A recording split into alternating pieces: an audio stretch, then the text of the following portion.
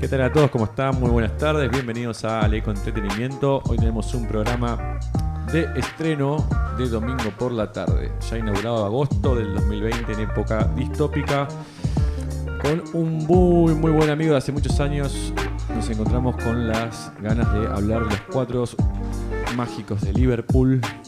Así que bueno, damos por comenzado este ciclo Frecuencia Beatle con el señor Víctor Di Girolamo. ¿Qué tal? ¿Cómo les va? Muy buenas tardes, bienvenidos a Frecuencia Beatle, aquí en Aleco Entretenimientos, en esta plataforma de radio online en YouTube Live. Un gusto poder compartir nuevamente la vida, la obra de los genios de Liverpool, de los monstruos del sonido, parafraseando a Juan Alberto Badía, de los eternos mágicos y misteriosos John, Paul, George y Ringo. Bueno, y me acompañan hoy los invitados panelistas: Maximiliano Cogo, Bruno Cogo, Juan Pablo Todaro y Belén Di Girolamo. Bueno, esta es la propuesta para que se enganchen y llamen por teléfono, escriban sus comentarios. Vamos a transitar toda la obra maestra sin lugar a duda, de aquellos que cambiaron la historia cultural del siglo XX, ¿no? Los Beatles.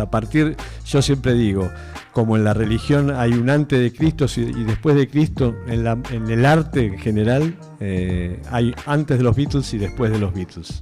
Revolucionaron el mundo de la música y de la cultura en general. Bueno, y mi propuesta es a los invitados panelistas que cada uno, ¿no?, en el orden cronológico que di, me digan qué significa o qué significó los Beatles en su vida, ¿sí? Y entonces arrancamos con Maximiliano Cogo, ¿sí? Y decime, Maxi, ¿cómo estás? Buenas tardes. Muy buenas tardes, Víctor. Gracias por aquí estar armando este hermoso programa que estamos planteando.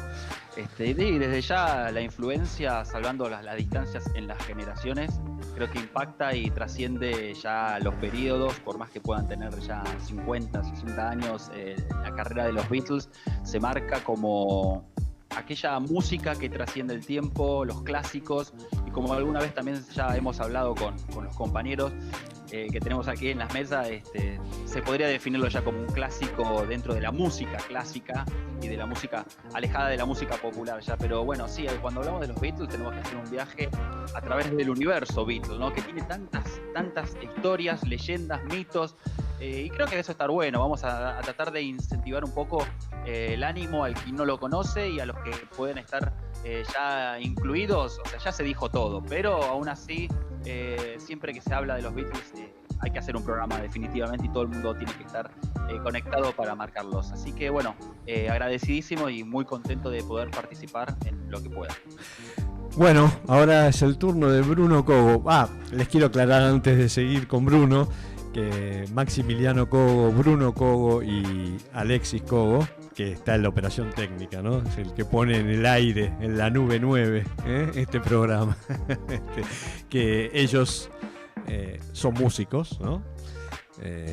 Y su influencia y su banda se llama, se llama, ¿no?, Wind, y eran fanáticos de los Beatles, ¿sí? Y muy buenos músicos, y yo los conocí allá por los años 90, y me encantó los covers que hacían de los Beatles. Realmente una banda fantástica.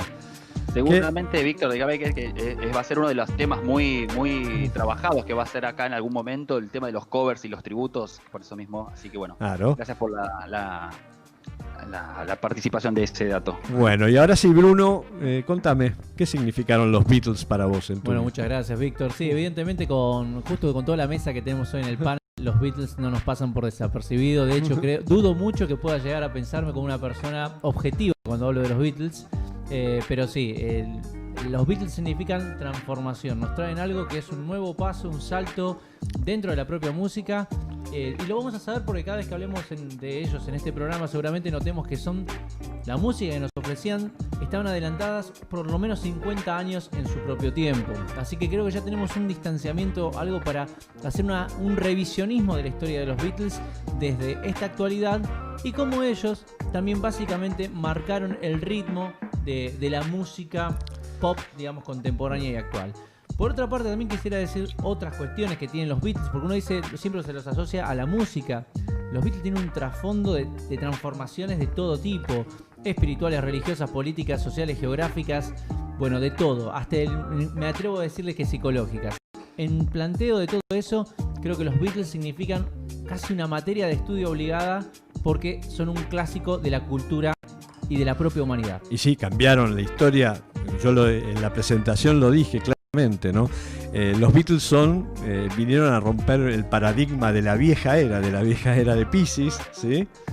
Donde estaba sumida en todo lo que tenga que ver con las religiones, las estructuras de poder, y ellos fueron revolucionarios y justamente entraron en la era de Acuario, ¿no? Estamos hablando de astrología, pero bueno, la nueva era de Acuario, que el regente es Urano, ¿sí? Y Acuario es eso, la libertad, romper paradigmas, es lo nuevo, ¿sí? Es lo nuevo. Y yo lo dije en la presentación, cambiaron la forma culturalmente. Cuando hablo de cultura hablo de todo, ¿no? Muy bien la descripción que hiciste, Bruno, de psicología, de metafísica, porque cuatro tipos melenudos a los gritos, que veníamos un mundo de posguerra, ¿no? Bueno, de hecho, al próximo invitado que voy a presentar, que es Juan Pablo Todaro, ¿está bien dicho? Hoy se trajo un libro que es Los Beatles y Lacan, ¿no? Todos saben quién es Lacan, pero si no... Yo te diría que Lacan es como, para mí, el hijo bastardo de Freud. De Freud. Pero... Bueno, Juan Pablo, ¿qué tal? Buenas tardes, bienvenido a Frecuencia Beatles. Y bueno, los Beatles en tu vida, ¿qué significan? Juan Pablo. Primero, buenas tardes a todos los que están de un lado y del otro. ¿Me escuchan por ahí? Sí, ahora estás. Perfecto. Bien, bueno, nada, primero buenas tardes a todos los que están del otro lado de la radio escuchándonos. Y vengo a hablar de algo que, por supuesto, no soy para nada objetivo, tal como dijo Bruno. Les diría que es no solamente mi banda de cabecera, sino una de las mayores expresiones culturales que yo pude haber encontrado. Si hay algo que se dice muchas veces sobre ellos es que representan el requiem de la edad moderna. Claro. Es decir, son los que vienen a dar fin a la modernidad para transformarlo en otra cosa. ¿Qué es esa cosa en la que lo vienen a transformar, no? Contame. Bien, ¿qué es eso que contame vienen a algo. Transformar, entonces? ¿Me están escuchando bien? Porque sí, Juanpa. Acá todo perfecto. Acá todo perfecto. Yo te escucho, todo perfecto, sí. Perfecto, bueno, nada, les decía, bueno, muchos hablan que es el requiem de la modernidad, ¿no? Como que vienen a cambiar un poco las estructuras de lo que hasta entonces habíamos conocido. Muchos dicen que uno de los grandes pasos de la historia en la edad contemporánea es la llegada del hombre a la luna, si es que llegó. Muchos agarran y dicen que el gran cambio se va a dar con lo que es el muro de Berlín. Sin embargo, nosotros podríamos situar un poco el cambio de lo que va a ser realmente la cultura a partir del siglo XX. Yo lo pondría el 5 de octubre del año 62. ¿Por qué el 5 de octubre del año 62? Porque es cuando se edita el primer disco original de Lennon y McCartney. El simple que de un lado tenía a Love Me Do y del otro lado tenía P.S. I Love You. Y que a partir de ese momento comenzó un cambio real que empezó por el lado de la música, pero en realidad nos estaba diciendo que había una nueva generación, que eran los jóvenes, que ahora querían tomar el poder en ese momento, y si no lo iban a hacer por las armas, porque ya eso estaba quedando un poco de otro lado, bueno, lo iban a hacer a partir de la cultura, lo iban a hacer a partir de cantar alguna canción, y seguramente los Beatles van a ser los voceros de una generación. Tal cual. Gracias, Juan Pablo. Y te agrego algo más. Esa fecha, mira, justo traje esa data, del 5 de octubre del 62, cuando lanzaron Love Me Do y P.S. I Love You, pasaron hasta que se separaron los Beatles 2.745 días, ¿sí? En numerología, si sumás 2745 da 18, ¿sí? Te queda 9. ¿Te suena el número 9, Juan Pablo? En la historia de los Beatles, ¿sí? De algún lado me suena. Buenísimo. Bueno, ahora vamos a presentar a Belén Di Girolamo, que es mi hija, profesora de inglés, ella, amante de los Beatles. Y quien la enfermó la cabeza fui yo, obviamente, ¿no? Pero bueno, Belén, ¿qué tal? ¿Cómo estás? Buenas tardes. Buenas tardes. Buenas tardes a todos. Bueno, primero agradecerles por poder participar de este programa que venía deseándolo. Recuerdo la última vez que lo hicimos en la radio y que estábamos todos juntos. Y bueno, los Beatles tienen esto, ¿no? Nos ayudan a encontrarnos. Para mí, los Beatles, desde lo cotidiano, me acompañaron toda la vida. Primero de tu mano, claro, que fuiste quien me los acercó, y luego yo también con mis experiencias de vida y las cosas que fueron transcurriendo en ella, les fui encontrando el rinconcito a cada una de sus canciones. Me han modificado la forma de ver la vida, desde los gustos. Yo aprendí música con ellos completamente, y creo, y me acordaba, escuchándolos a todos, me acordaba de una frase de algo que dijo Aristóteles, que el todo es mayor que la suma de las partes, y me parece que los Beatles fueron eso, ¿no? Lograron ser mayor que todas sus partes, y crearon algo único e irrepetible, y no pasa de moda jamás. Y creo que todos aquellos que aún no los escucharon, bueno, tienen que abrir este capítulo en la vida, porque los Beatles te cambian la forma de ver las cosas. Así que adhiero a todos los pensamientos y palabras que se dijeron hasta ahora, hasta el momento. Y bueno, estoy súper ansiosa y con muchas ganas de empezar a escuchar y a charlar con ustedes. Gracias, Belu. Bueno, está el micrófono abierto para todos, así que arrancamos formalmente ahora con la presentación de cada uno de ustedes. ¿Y vos, Alexis, querés decir algo? Sí. Eso iba a decirte, ¿no? Sí, que vaya Alexis también. Sí, no, pero por supuesto, lo dejé para lo último. ¿Cómo les va? Y creo que comparto mucho todo lo que dijeron. Sí cambia la forma de ver las cosas cuando le prestas atención. Viste que hay momentos en los que te entra como la inception de, decíamos, si no sabes el idioma da igual, es como que te modifican la forma de vibrar también. No sé qué es algo con las armonías vocales, la simpleza de los temas, no sé qué es, pero siempre te cambia. Que eso es algo que está buenísimo, porque hay que cambiar constantemente.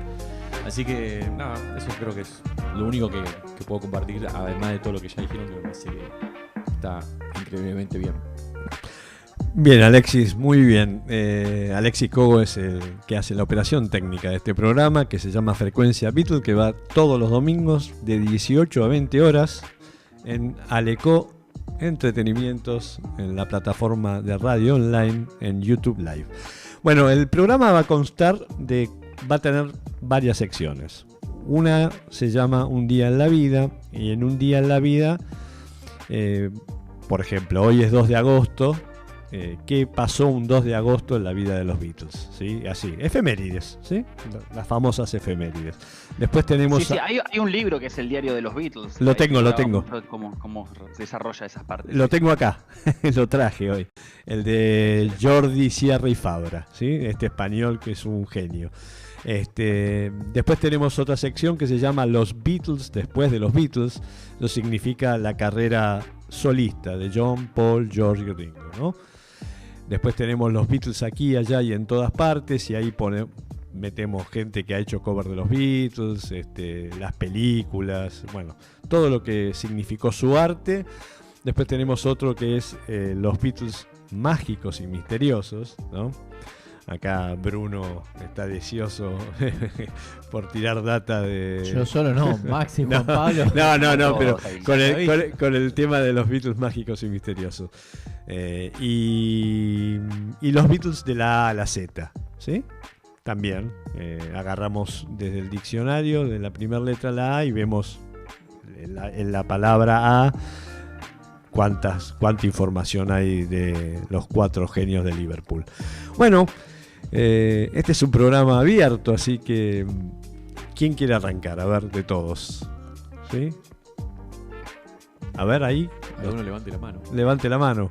Maxi, dale Maxi. Bueno, porque también, sí, a mí me encanta un poco también la temática de la partida, un poco de las etapas de los Beatles, en la cual, ven que si tengo abierto el micrófono, así también porque a veces los cierro, cuando hablamos de esa Beatle o etapa temprana en Hamburgo, cómo se desarrolla la Beatlemanía, la segunda etapa, creo que es una de las cuestiones mismas que hace también que, a ver, todas las bandas creo que tienen ese traslado, esa transición, esa transmutación, cuando vemos que también ellos comienzan de muy jóvenes y van avanzando a una edad ya, bueno, no, realmente igual cuando yo me pongo a ver, cuando yo tenía, porque llegan hasta los 29, 30 años como banda, como final de banda, ¿no? Si bien es una edad muy temprana, pero comenzaron muy chicos, entonces vivieron muchas experiencias intensas, que también los forja y los curte también en lo que es la interpretación, que yo también siempre veo que siguieron el camino de las bandas under tradicionales, ¿no? Las que siempre son las que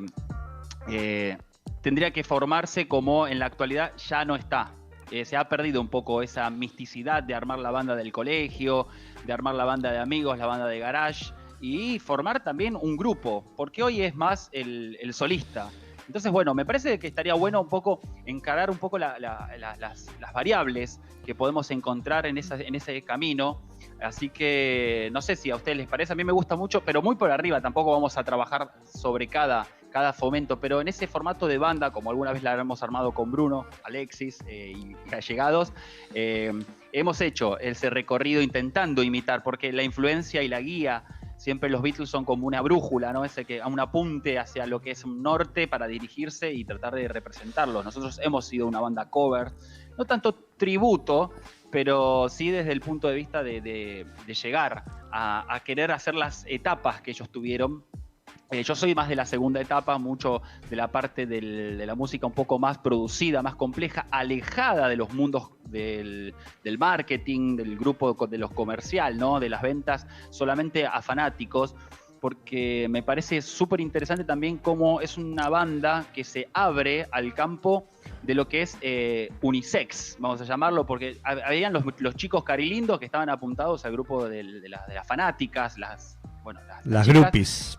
Las groupies, también vamos a poder decirlas un poco más adelante, pero cuando uno ve que el camino venía por Elvis y un par también de personajes que tenían también la estética, y acá vienen a romper un poco porque el mundo masculino también se acerca, entonces me parece muy interesante ver cómo este paralelismo, todo esto también, cómo se empieza a agregar y cómo marca la época, porque el avance siglo XX, en lo que es la contracultura o la posguerra, se refleja mucho en los discos. Son discos que van hablando un poco de lo que va pasando a medida que avanza también los 60, ¿no? Entonces es como que para entender también los discos, hay que abordar la época para poder verla a la lejanía, porque uno dice 8 days a week, y uno dice...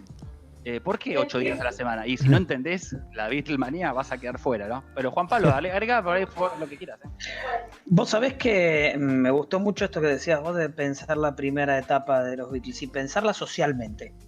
¿A qué me refiero con pensar socialmente? ¿Cómo es que se inician los Beatles? A ver, cuando ellos se van para Hamburgo, más o menos, la primera ida que ellos tienen a Hamburgo es en el año 60, ¿sí? Con un George Harrison de 17 años que sabemos que termina cuando lo deportan de vuelta para Gran Bretaña, porque no tenía edad para estar fuera solo y ninguno de ellos tenía licencia para poder trabajar.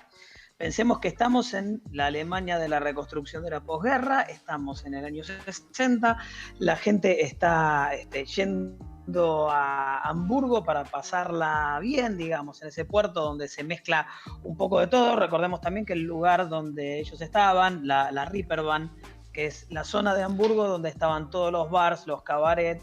Se conoce también como la Großfreiheit, o sea, la gran libertad. Sí, barrios bajos, ¿no? Tugurios. Sí. Exactamente, sí, es la zona roja de Hamburgo, sería donde tocaban ellos, donde tenían que vivir. Acordémonos que dormían en un cine ellos, en la parte de atrás de un cine pornográfico, con lo cual digamos que no fue una cosa como para pasarla muy bien. En realidad era una gran aventura que se estaban tomando. Cuando ellos se van a Hamburgo no son la mejor banda de Liverpool, de hecho son una de las peores. La mejor banda de Liverpool en ese momento era Ronnie Starman de Hurricanes, que era la banda donde tocaba Ringo. Exactamente. Y ellos se van, digamos, teniendo ese sueño que estaban teniendo todos los que habían agarrado una guitarra en ese momento, ocupar el lugar de Elvis Presley. ¿Por qué ocupar el lugar de Elvis Presley? Porque Elvis Presley en ese momento se había ido a hacer el servicio militar, con lo cual el espacio que tenía que ocupar el nuevo ídolo de la juventud estaba vacante. ¿Por qué estaba vacante? Porque ¿quiénes eran los otros que estaban por ahí dando vuelta? Estaba dando vuelta el rock alrededor del reloj, como ¿se acuerdan que acá se traducían los nombres de las canciones, ¿no? Cuando llegaban a los discos de acá, ¿no? Tal cual. Estaba Bill Haley con eso, y Bill Haley era un tipo viejo y gordo que estaba tocando. Bill Haley y los cometas, ¿no, Juan Pablo? Bill Haley y los cometas. No llegaba a identificarse con los chicos, a pesar de que Bill Haley había estado en una película. Fíjense cómo ya empezamos a mezclar las cuestiones del arte, ¿no? En una película que había marcado una época que se llamó Blackbird Jungle, no sé, o sea, la jungla del pizarrón, que hablaba de los chicos que se portaban, los adolescentes que no se portaban también en la escuela y armaban sus propios grupetes. Pero fíjense cómo son las cosas, que acá en la Argentina esa película que se llamaba Blackbird Jungle, la jungla del pizarrón, se llamó Semilla de Maldad. Esa idea de traducir las cosas como se les ocurría, ¿no? Y ese es el espacio que van a tener que ganar ellos, ¿no? El espacio que son la gente joven que quería traer una nueva propuesta, y yéndose a Hamburgo lo que ellos ganan es profesionalismo. Tienen que tocar a veces 8 o 12 horas seguidas, prácticamente no comiendo, con lo único que hacían era tomaban cerveza y unas pastillas que le daba la cuidadora de los baños, que se llamaban preludines, que eran unas pastillas dietéticas que les daban más energía, y con eso seguían. Así que fíjense ustedes qué historia rara, ¿no? Cómo de esa sobreexplotación que estaban teniendo 4 muchachos de las clases trabajadoras de Liverpool, llegan a ser los tipos que cambian el mundo. Sí. Y la parte de Hamburgo que bien nombraba Juan Pablo, los hizo que eso se empoderaran ellos, porque se la pasaban tocando, ¿sí? Y experimentando, y ahí se hicieron profesionales, tal cual, como vos decís. Yo quería agregar también en esa parte también, cuando uno dice hoy en día se compara a los Beatles con las bandas, por ejemplo BTS, BTS, sí, ya ni siquiera sé el nombre por suerte, pero bueno, el punto es como diciendo, hoy rompieron los récords más cuando el único que lo tenían eran los Beatles. O sea, el problema es entender que había una situación completamente diferente. Pensar que un chico de 17 años que se va de Inglaterra, se va a Alemania a vivir en un ambiente completamente enturbiado, es muy difícil por ahí conceptualizarlo o de darle ese paso, ¿no? Pero el hecho es que hoy no se puede mucho comparar la música, la forma de venta, la forma de conexión a nivel global, como lo hicieron los Beatles, que tenían que hacerlo desde un punto de vista mucho más precario, desde lo que es, como digo, el ABC de las bandas under, o la tradición de una banda, la hicieron ellos. Hoy queda muy fuera el campo de hacer la comparación. Es muy difícil comparar a los Beatles de esa época o en esta, como en tipo de ventas, ¿no? Sí, claro. ¿Y vos, Bruno? Yo les aporto acá también, un poco siguiendo las palabras de Juan Pablo y Max, y bueno, agregar que los Beatles también se convierten en un fenómeno que en esa propia primera época, fíjense que ¿por qué no se puede hacer un replanteo hoy en la actualidad? Porque no había YouTube, no había Instagram, ellos lograron todo, digamos, con esa ausencia de tecnología. Creo que el fenómeno de los Beatles también va a estar muy marcado porque va a ser la primera banda que literalmente empieza a entrar en ese precepto de globalización. Es la primera banda que ya, si bien había otros productos que llegaban o se movían en los mercados musicales, nunca se había pensado abarcar mercados tan alejados de la propia, digamos, uno decía Estados Unidos, Inglaterra, bueno, llegas hasta Europa, vas hasta Alemania, puedes ir a Polonia, llegas a Rusia y de repente ya estaban en Taiwán los Beatles. Entonces digo, ¿qué pasó? Bueno, ese tipo de cuestiones es muy interesante de plantear en ese fenómeno que marcan los 4 de Liverpool. igual también quisiera agregar algo, que los Beatles también se convierten en una maquinaria muy fuerte para las economías tanto de Inglaterra como también la norteamericana. En pos de todo eso, yo creo que, fíjate, los lugares más importantes eran los puertos. Hablamos del puerto de Liverpool, hablamos del puerto de Hamburgo.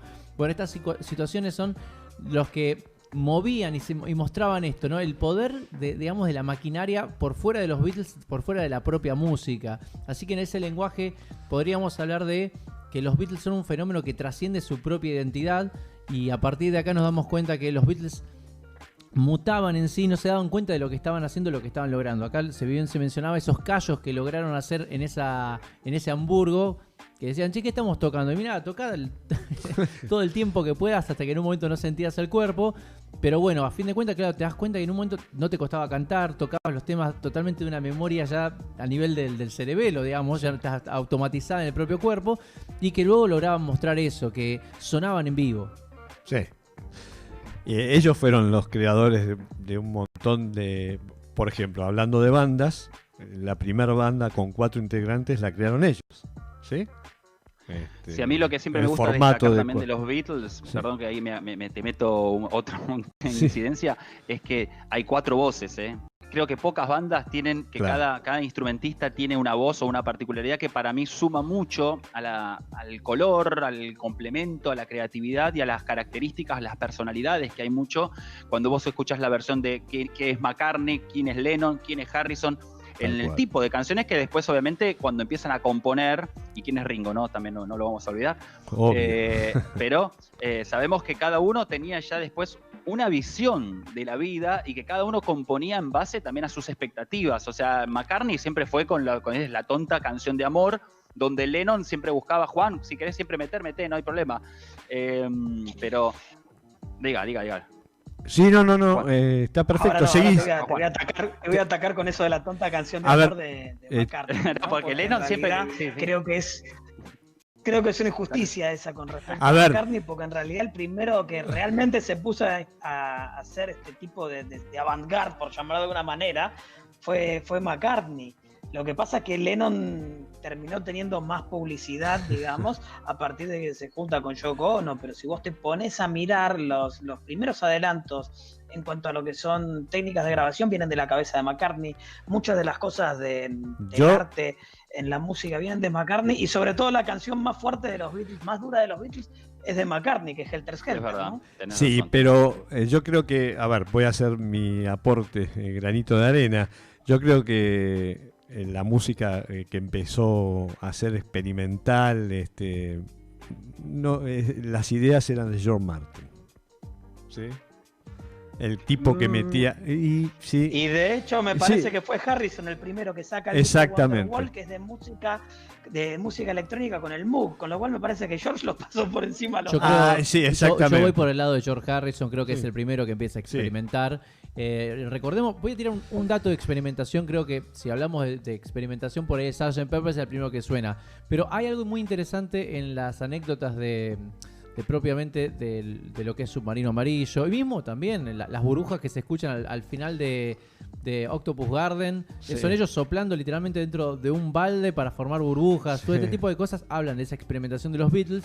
Pero yendo al disco Revolver, estamos hablando de pistas que van en reversa y que van decorando Tomorrow Never Knows, por ejemplo.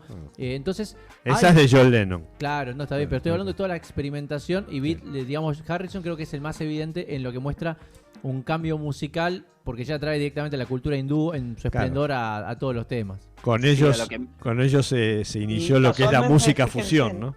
Fusión de estilos, ¿no? Ahora, chicos... Fíjense casualmente que el 2 de agosto del 67 es el día que Ravi Shankar y George Harrison se conocen, así que ya que estamos, cumplimos los años. Bueno, de eso íbamos a hablar en la sección Un Día en la Vida, pero ya vamos a hacer un pequeño... Vamos a hacer un corte, vamos a escuchar un tema musical y seguimos con Frecuencia Beatles, ¿sí? Meta.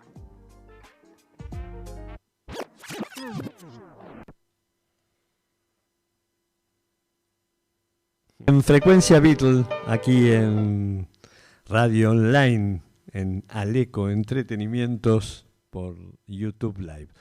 Me gustaría, Víctor, discúlpeme, Sí. aprovecho ya porque escuchamos esa versión de Strawberry Fields Forever. Sí. Me parece que está bueno e interesante, antes de entrar en la otra temática, Sí. lo que son también las temáticas de los Beatles. Es que creo que es una de las pocas bandas que digamos, en su trascendencia siguen saliendo nuevas versiones, grabaciones, hasta se pide directamente el crudo, ¿no? Las bandas así bien como salieron, sin edición. Eso, creo que hay pocas bandas que logran tener esa trascendencia cuando dicen las antologías. Ahora están los isolated, que se escuchan las líneas del bajo, la línea de la guitarra peladas. Eso es lo que para mí es súper interesante encontrar cuando buscas, que los bootlegs también son otras que llaman mucho la atención. Es querer escuchar lo más crudo de los Beatles porque querés ver la esencia que ellos tenían, como digo, de tocar sus instrumentos, que también en la actualidad se pierde mucho estas cuestiones, mucho más por las composiciones de grabar, ¿no? Quería dejar esa aclaración porque es una versión totalmente diferente a la original, pero sigue siendo justamente los Beatles y la trascendencia que tiene hacia esos temas un poco más desvirtuados de la original. Bueno, vamos a hablar ahora de un día en la vida, ¿no? ¿Qué pasó un 2 de agosto? Bueno, Juan Pablo ya dijo que en el 67 George Harrison conoció al Maharishi. ¿Fue así? Juan Pablo, ¿estás ahí? A Ravi Shankar. A Ravi Shankar. Por eso ahí tenemos la entrada del hinduismo musical, digamos, dentro de los Beatles con mucha fuerza. Él ya se había sentido muy, muy atraído. De hecho, en Revolver ya está alguna canción ligada. Está Love You Too, Claro. que es una canción totalmente hindú. Y ya había tenido sus primeras aproximaciones al sitar hindú que aparecen en el disco Help, ya directamente, ¿no? Se escucha en You've Got to Hide Your Love Away, se escucha algo muy de lejos y aparece en alguna otra canción ya, que se me está yendo ahora de la cabeza, pero ya había tenido su primera aproximación y en el 67 es cuando se encuentra y dice, bueno, ok, quiero aprender. Y Sí, sí. aquí hay mucho también en lo que es la tambura, la tabla misma, que son las notas libres, no abiertas, donde uno después puede improvisar, que también lo tiene la experimental de lo que es Tomorrow Never Knows y las cuestiones mismas, que creo en el Revolver empiezan a trascender mucho estas versiones nuevas de los instrumentos exóticos que pueden aportarse, como digo, en los efectos que se pueden lograr. Y cuando entendemos que hay un campo nuevo, cuando ellos, o la diferencia, lo que es la entrada en esa segunda etapa, que ellos dejan de tocar en vivo, que utilizan ya el estudio como un ámbito completamente abierto y libre a la expresión artística, ¿no? Alejado de lo que dirían, esto va a gustar a la gente, que eso un poco no lo agregamos, pero pensarle en el Brian Epstein, que tenía miedo de eso, alejarse demasiado podría ser peligroso, pero para mí es súper trascendental que logre acercarse, por lo menos el interés de los Beatles, Igual, por Maxi, buscar Maxi, estos ahí, horizontes. Sí. sí, ahí también agrego algo más. Un poco el que los baja a tierra, y aprovechando un poco después describimos un poco el zodíaco de los Beatles, el que los baja a tierra es George Martin diciéndole, che, muchachos, todas las canciones no tienen por qué tener 4 voces, ¿sí? Porque si era por los Beatles le metían 4 voces a todos.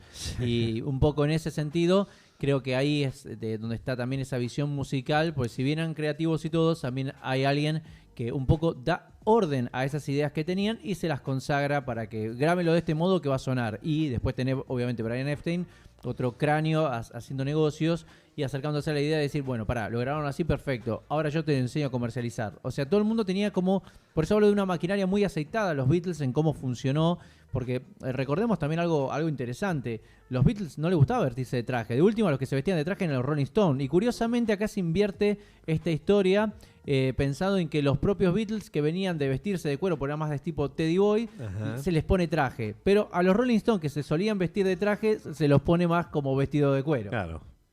Más rolingas, ¿no? Sí, y esa famosa pelea, no todo lo que brilla es oro, ¿no? Que también, un poco escuchándolo a Bruno, me acordaba de cómo a los Rolling se los tomaba como los rockeros porque estaban vestidos de cuero, ¿no? Y los Beatles por tener ese peinadito y toda esa vestimenta más antigua, digamos, y sin embargo los 4 eran unas bestias, digamos, musicalmente hablando, y no eran chicos no, eran de barrios pobres, recordemos que digamos, no eran. Sí, por eso me parece que también sumo a las palabras que se dijeron antes del corte, esto de la capacidad y la inteligencia con la cual fueron adaptándose y cambiando y también revolucionando y provocando, porque de repente irse a la India, digo, si lo vemos desde el lado político, desde el lado social, Inglaterra siendo tan distinta en su cultura, en sus formas, con respecto a la India, ¿no? Me parece que fueron grandes provocadores y que eso también los llevó a donde llegaron, ¿no? Que fue un impacto mundial. Y hablando de bajar a tierra, el que lo bajaba a la tierra, pero justamente de la parte comercial, de la imagen, era Brian Epstein. Otro, cuando hablamos, vos Bruno dijiste que George Martin los bajaba a tierra, astrológicamente George Martin era de Capricornio, ¿no? La tenía bien clara. Y Brian Epstein era de tierra también, de un signo de tierra que era de Virgo, ¿sí?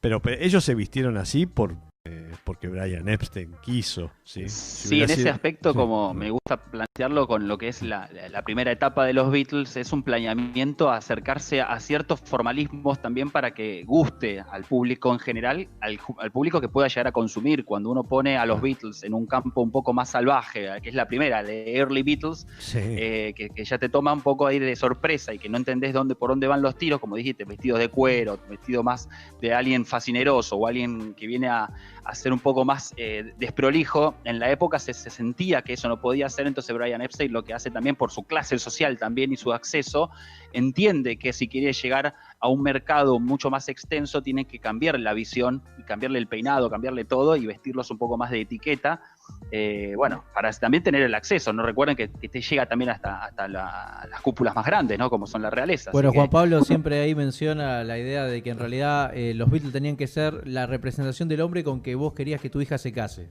¿Verdad, Juan? Exacto. De hecho, una canción que surge por una de estas cantantes tipo Dolly Parton de esa época es Todo lo que quiero para Navidad es un Beatle, ¿no? Sí. En definitiva termina siendo, vamos a buscar a estos muchachos, vamos a agarrar y producirlos para que puedan codearse con ciertos sectores mucho más altos. Por supuesto ellos provenían, fíjense, recién hacían la comparación esta entre los Beatles y los Stones, ¿no? Como ponerlos como contrapuestos y en realidad los dos polos en definitiva son lo mismo. Lo que estamos viendo acá es que los Beatles provenían de la clase trabajadora de Liverpool, o sea, de la periferia, y los tipos, sin embargo, a pesar de ser de las clases trabajadoras, lo que sí podemos saber es que tanto yo como Paul y como George habían dado el examen de los 11 años. Es un examen que existía en Inglaterra, que a los 11 años vos tenías que dar un examen de aptitud intelectual que te permitía, si vos lo aprobabas ese examen, seguir una carrera universitaria. Fíjense ustedes, ya a los 11 años los tipos estaban probando si podían llegar ahí, y los tres lo habían dado bien.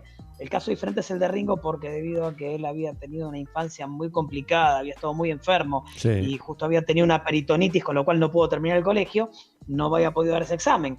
Pero los otros tres en realidad pertenecían a las clases trabajadoras y sin embargo tenían una capacidad intelectual muy alta que los podría haber llegado a tener estudios superiores.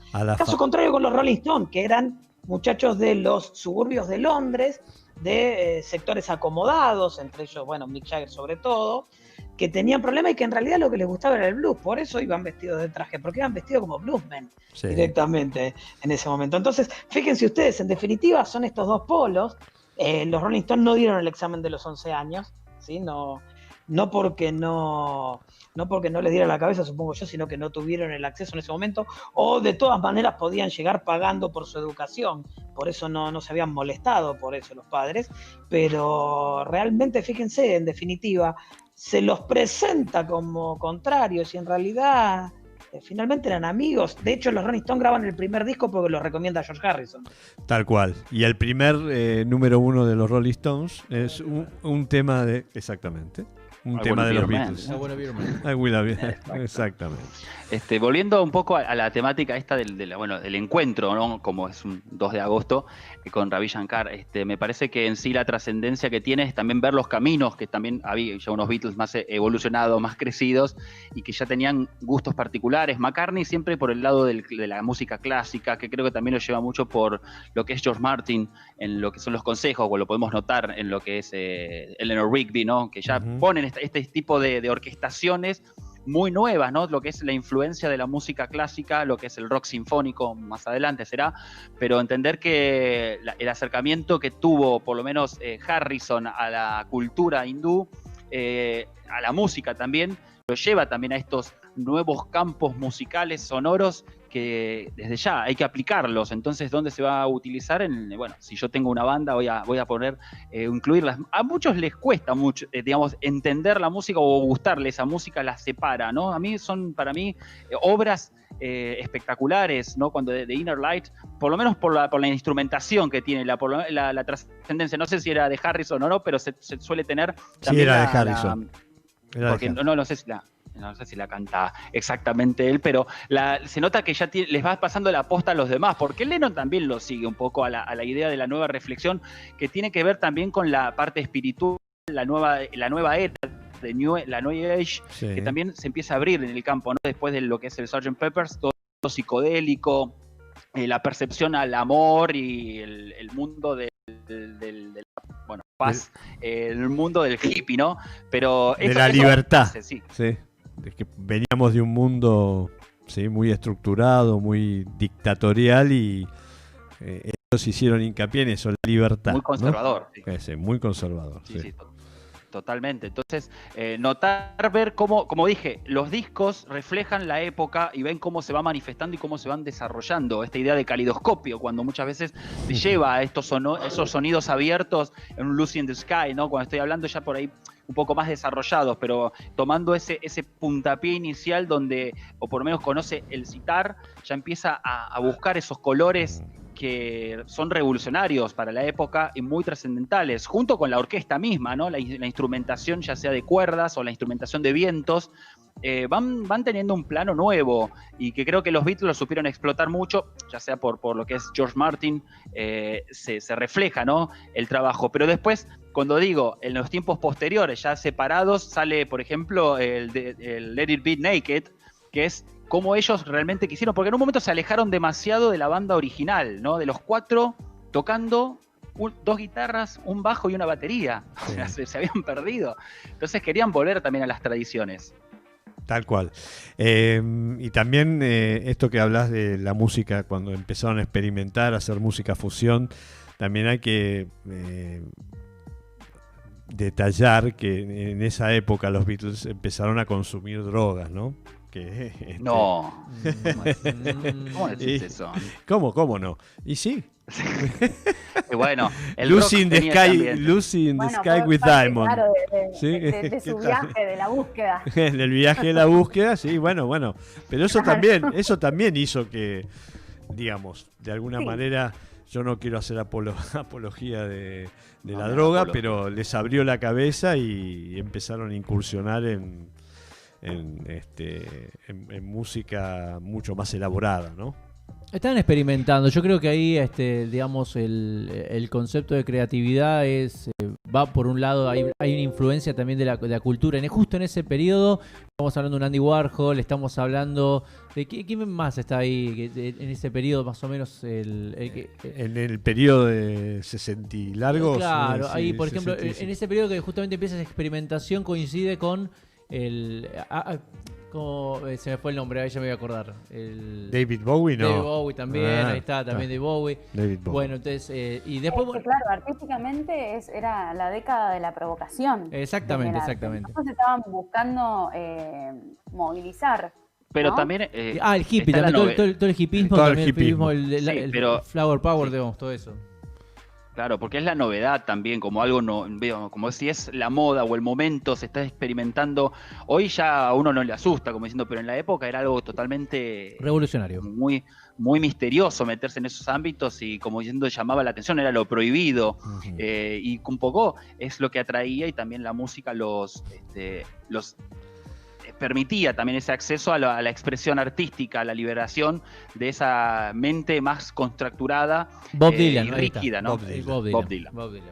Es la época del la sociedad de consumo que se termina consolidando también. Y piensen ustedes que quién es mejores que los jóvenes para establecer las pautas de consumo. A ver, los padres de estos muchachos, de los Beatles o incluso de los seguidores de los Beatles, estaban acostumbrados a una vida bastante convencional para la época, que implicaba, bueno, llegar a tener una determinada edad, estar preparado porque en cualquier momento se venía una tercera guerra mundial, con lo cual tengamos una buena vida, hay que reproducirse, tener hijos para agarrar y mantener esa sociedad funcionando, estar preparados y si surge la guerra, poder agarrar el fusil y salir ahí. ¿Y el consumo qué era? Y el consumo era lo básico, consumir los alimentos, siempre la misma ropa. Al aparecer el joven que se empieza a distanciar de este modelo tradicional de la familia, este joven también puede agarrar y pensar en consumir otras cosas. Un consumo, si se me permite, un poco más egoísta, de decir, con satisfacer el propio placer. Y qué mejor que el arte para satisfacer ese propio placer, y la música, sobre todas las cosas, que estaba diciendo algunas cosas. Algunos lo entendieron de esta manera y otros lo entendieron para cualquier lado y pensaron que los Beatles les estaban hablando de un montón de otras cosas que no sé si estaban tan conscientes de esto, ¿no? Porque recordemos a todos aquellos que los Beatles puede haberle ayudado en su vida para sentirse un poco más felices y tratar de pensarlo un poco más, y también pensemos en Charles Manson.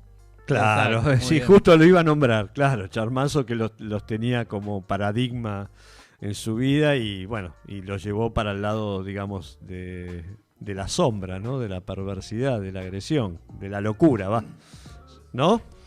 Juan Pablo. Así es. Y sí, la verdad que toda la historia del clan Manson es bastante fuerte, y esto de los piggies anotados con sangre de sus víctimas en las paredes, o Helter Skelter, que en realidad Helter Skelter era una montaña rusa que existía en las afueras de Londres, a pesar de que acá en el disco blanco Atroche Moche. Se había traducido como Atroche Moche. Sí. La escuché como tobogán y Atroche Moche acá. Me agrego un par de palabras acá, Juan, justo hablando de Charles Manson, que en realidad oficialmente, siempre lo decimos con él, Charles Manson no mató a nadie. Eso es él no mató Exacto. a nadie. Es una rareza eso.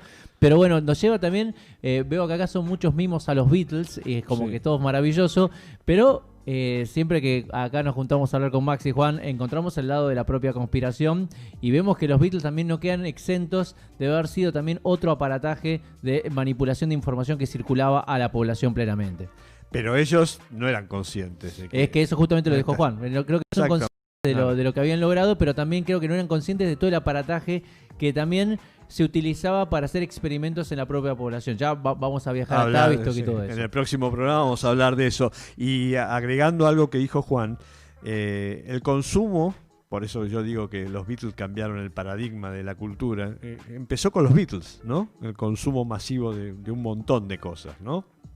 No sé es que yo me pongo a pensar un poco también en el concepto de las primeras manifestaciones en masa de repercusiones, como tenía una banda, ¿no? Entonces era algo muy nuevo. Si uno ve las fotos cuando está la Beatlemanía plena, era como algo que no se podía contener por la parte de los policías, las revoluciones mismas del público, ¿no? La euforia que se proponía. Entonces, creo que eso es lo trascendente y el punto bisagra que se manifiesta. Por eso cuando vos hablas, ¿qué es lo que se está viendo ahí? Bueno, algo completamente revolucionario, claro. Que es eso, la expresión misma de un joven que, bueno, se está abriendo también su qué sé yo, historia, su camino, pero bueno, es por eso mismo hay que también saber direccionarlo, porque podría llevarse también a ese lado destructivo que tiene lo que es el consumo de drogas, o todo el mundo que dice, muy, muy lindo, pero es hacerse adicto, ¿no? A estas cuestiones. Claro, la juventud de esa época lo tenían los Beatles como el gran espejo, ¿no?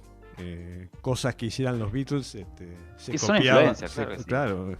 Bueno, igual, Fueron los influencers. Claro, bueno, por eso hablamos que la creación de ídolos siempre fue parte digamos, de todo el aparataje de la producción musical, así que ahí hablaríamos de ese marketing agarrando y creando íconos, y que esos íconos se volvían ídolos y automáticamente era el modelo de imitación que elaboraba lo que mencionaba Juan acá, que es esa operación de consumo, que va a ser, claro, una constante de decir, mira, ¿querés parecerte a los Beatles? Consumí esto. Coca-Cola, por ejemplo, aprovechó eso incluso con los Beatles. Y ahí tenemos, entonces, fíjense como si tomás Coca-Cola sos un Beatle. Esas asociaciones para humanizar el producto siempre fueron características, bueno, de todas las marcas, ¿no? Claro. Y los Por eso Beatles, Pepsi es el sabor de la nueva generación. tal cual. Está escuchando Frecuencia Beatles acá en la plataforma de radio online, en Aleco Entretenimiento. Mi nombre es Víctor Di Girolamo, en la operación técnica Alexis Cogo. Nos acompañan en este primer programa Bruno Cogo, Maximiliano Cogo, Juan Pablo Todaro, no Todero, Todaro. Estano, ¿no? Ese apellido de origen italiano, ¿no? Como los fideos con tuco. Va bene, Exactamente. tutto a posto. Y Belén Di Girolamo, haciendo este programa de los fabulosos cuatro, ¿sí? Que lo reeditamos en el 2020, ¿no? Qué casualidad. Sí.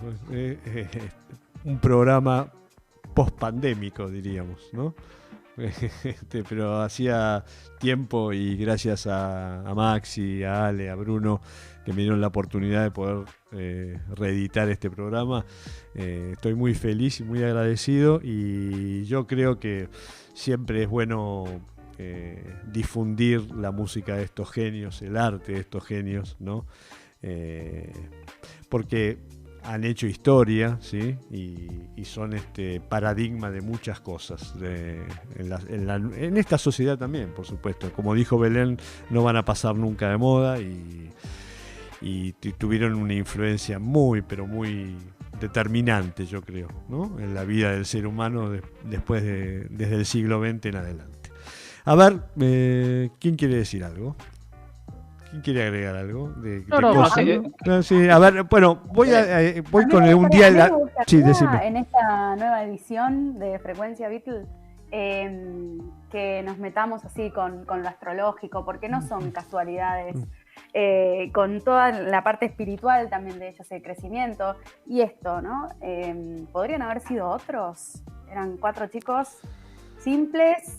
De Liverpool, y nada, me parece que está bueno también ver la parte psicológica, espiritual y astrológica, que seguramente va a haber mucho para hablar. Mira, desde el Belén, que habíamos hablado una vez con Bruno, que en verdad, bueno, es todo lo que traía esta nueva idea de influencia energética del momento, o el caos que se estaba presentando. Había alguien que lo tenía que canalizar y tomarlo y utilizarlo, ¿no? En el caos, ponerlo en orden también. Y los Beatles supieron un poco tomar esa aposta en la referencia a lo que se estaba dando. Pero entendemos que cuando vos hablas de esa parte astrológica y hablamos de esa era de Acuario que viene a llevarse todo puesto, que parezcan los Beatles, es una sincronía muy, muy, muy exacta y perfecta. Recordemos que la era de Acuario arranca en 1936, ¿sí? Claro, pero no vibra, no sé, corríjanme, me parece que sí, decime. Cuando estaban ellos vivos, digamos los 4, todavía no estaban vibrando esa. Estábamos esa en energía. transición, porque veníamos de la era de Piscis, es decir, la era empieza así, matemáticamente, una era cambia cada 2150 años, 150 años. Justo en 1936 comienza, pero todavía venía todo lo que era la era de Piscis muy fuerte, ¿sí? Es más, ahora recién se está viendo ya con una energía bien marcada la era de Acuario, ¿sí? Ahora es que se están rompiendo estructuras, que ha cambiado. Bueno, es el predominio de Internet, es la muestra, creo. Exactamente. Que el nacimiento del invertebrado que puede saberlo todo y que desestructura todo. Exactamente. Y eso tiene que... Sí. En ese aspecto, tomando un poco la referencia a los Beatles, la apertura de conciencia o el cambio de visión es cuando uno dice también, ellos abordaron ámbitos que no estaban siendo habituales, como es justamente un viaje a la India, estar en ese contacto con una nueva cultura, nueva visión, porque también se estaba acercando un poco esa idea de la perspectiva nueva, como ya sea más espiritual, un cambio de conciencia, un despertar, invitados un poco también con estos alucinógenos nuevos que decían como que eran los viajes místicos, pero que ellos tengan este paso es porque también estaban siendo invitados por la influencia de la era, ¿no? El momento. Sí. Pero vos sabés que, me voy a meter en un tema que tiene que ver con esto también, que los grandes chamanes, los grandes místicos, los que siempre entraron en estados de conciencia alterados consumiendo algunas cositas, ¿sí? ¿sí? Y eso, Perfecto. pero eso estuvo bien marcado con la influencia de los Beatles también, ¿sí? ¿Sí? Es que lo que pasa es que el chamán siempre está preparado, se hace un trabajo espiritual, un cambio Claro. de conciencia, como decimos, una meditación, estar toda tu vida en un trabajo espiritual es estar, digamos, alejado de una vida de consumo, una vida material Sí. y de una vida más asceta. Entonces, cuando vos entras en el consumo de esos, digamos, plantas, lo que está afuera, es que también vos tenés que tener un cuerpo preparado para eso porque te pega para el otro lado. O sea, Sí. cuando vos viajás al otro lado, encontrás también estados un poco más positivos y un estado más negativo. Depende también tu conciencia y tu frecuencia, tu vibración. Entrando un poco en este ámbito metafísico que se está planteando, que también tiene un poco que ver con digo, la idea de encontrarse la música hindú en los Beatles, para mí trasciende a esa idea de empezar a ver un mundo más de calidoscopio, que ellos lo nombran mucho en sus letras, Sí. y lo refieren, ¿no? Porque están viendo un mundo abierto a muchas experiencias nuevas que lo están tratando de reflejar. Sí, a los cambios. Sabes que ahí ustedes plantean esto y algo que se estuvo diciendo es que el cable hacia la realidad que tenían los Beatles era Brian Epstein, y no es casual que la muerte de Brian Epstein se da durante el viaje a la India, cuando Eso, está alejado de ellos, ¿no? Entonces, fíjense ustedes la sincronicidad nuevamente de todo este tipo de cosas, ¿no? El tipo que los bajaba a tierra, de repente desaparece. Y bueno, y también empiezan los grandes problemas entre ellos, que no pueden controlar sus egos por ver quién es el que finalmente va a ocupar el lugar que ocupaba Brian Epstein. Digamos que durante esos primeros años ellos no tuvieron que preocuparse por ver quién se ocupaba de las cuentas. Una vez que no estuvo claro. Brian Epstein, bueno, tuvieron que agarrar y decir, somos hombres de negocios, y ahí los egos los terminaron. Juan, Yo creo que ese es uno de los Juan, grandes problemas, Te ¿no? agrego una ahí, justamente lo que está diciendo, que queda perfecto. Coincide en el álbum blanco de temas de Harrison, quedan por fuera por cuestiones de esto. Antes Claro. la estructura la marcaba Brian Epstein, te decía esto va, George Martin, todos metidos, pero había temas de Harrison que luego vamos a terminar escuchando digamos, Pity, por fuera ¿cómo era eso? en su carrera. Isn't it a pity? Isn't it a pity? Va a estar grabado todo por fuera de la carrera dentro de los Beatles, porque justamente... Y My Sweet Lord también. No, yo por lo menos de los que me acuerdo, te puedo decir All Things Must Pass, Sí, All Things digamos, Must Pass. que queda por fuera, Sí. Not Guilty también, que va a ser otro temazo que nunca vas a escuchar. Y bueno, esto tiene que ver con eso de que los egos estaban en McCartney y Lennon peleando por ver quién tomaba justamente esta posición musical, marcando cuál es el ritmo de los Beatles, y un Harrison que ofrecía temas pero tampoco era tomado muy en cuenta. Claro. Y sí, bueno, estaban los dos muchachitos. Y Ringo, bueno, que hacía lo que podía. Claro. Los dos muchachos Lennon-McCartney, ¿no? Hablando astrológicamente, los dos eran de signo de aire, ¿no? McCartney 18 de junio de 1942, geminiano. John Lennon 9 de octubre de 1940, libriano. Y ahí había una muy buena conjunción en los cuatro. Y vamos a un tema musical. Ringo Starr 7 de julio de 1940 de Cáncer. Y George Harrison 25 de febrero de 1943 de Piscis. Es decir, que estaban combinados el aire, las ideas, ¿sí? La comunicación, el aire y las emociones, ¿no? Es interesante mirarlo astrológicamente, después lo vamos a hacer en otro programa, las compatibilidades, la sinastría que había entre ellos, ¿no? Pero esa conjunción aire-agua, ¿no? Cómo llegaron a la gente a través de las emociones. Claro, Entonces, Jung te diría que coinciden perfectamente. Digamos, perfectamente, claro, sí, claro, Un por poquito de supuesto. música, entonces. Vamos a un poco de música, dale.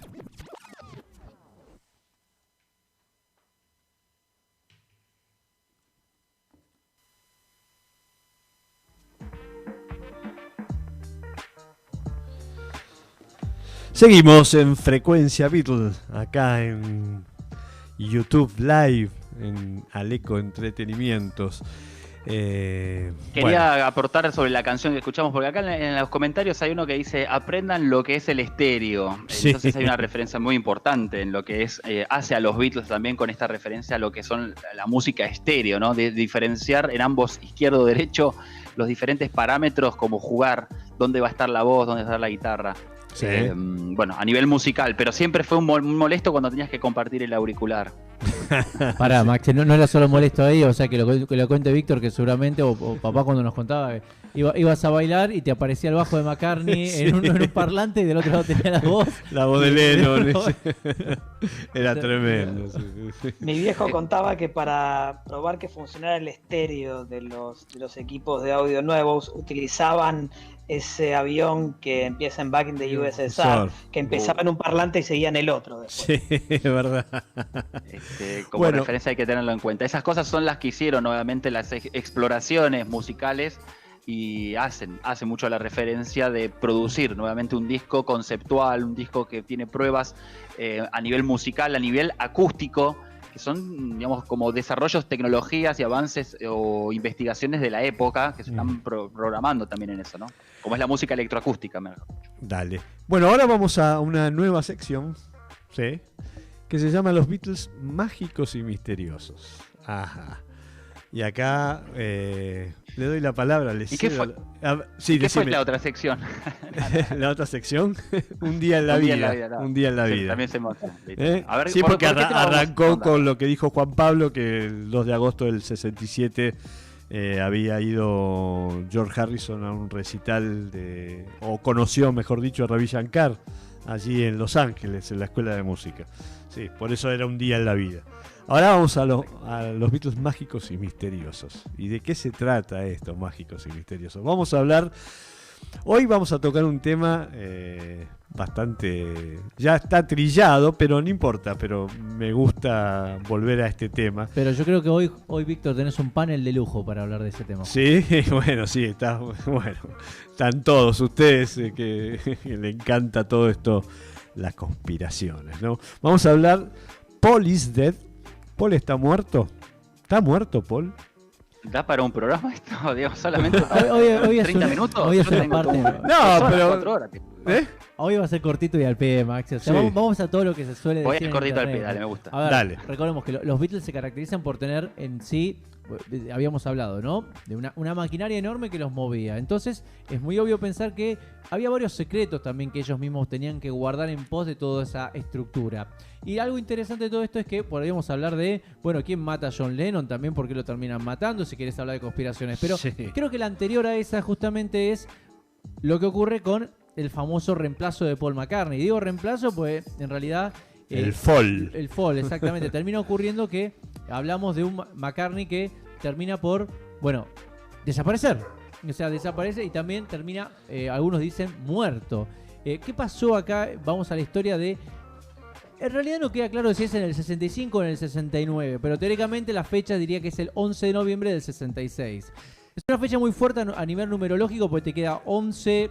La supuesta muerte de Paul McCartney. Exacto. En el 69, un tipo no sé, me acuerdo en qué ciudad de Estados Unidos, en su programa de radio telefónico, exactamente, que dice que tenía pruebas como medianamente en los discos que se venía hablando de que Paul McCartney había muerto y que los Beatles habían dejado todo esto un poco en pistas a lo largo de toda esa, digamos, de todo este mito. Claro. Pero bueno, la temática hoy arranca un poco de opinar de lo que sabemos de esos cuentos, por ejemplo, leyendas urbanas que se manifiestan hoy por hoy con el internet del siglo XX, que también han producido una saturación de la información y que también nos llevan a dudar de nosotros mismos, de lo que estamos pensando, ¿no? Sí. Recordemos que Paul McCartney corresponde con un grupo que para esa época no es que había otro ídolo, no es con digamos, los ídolos descartables que tenés hoy, que bueno, te queda uno, no te preocupes que te aparece otro influencer más, y claro, hay muchos, pero había un solo Paul McCartney en esa época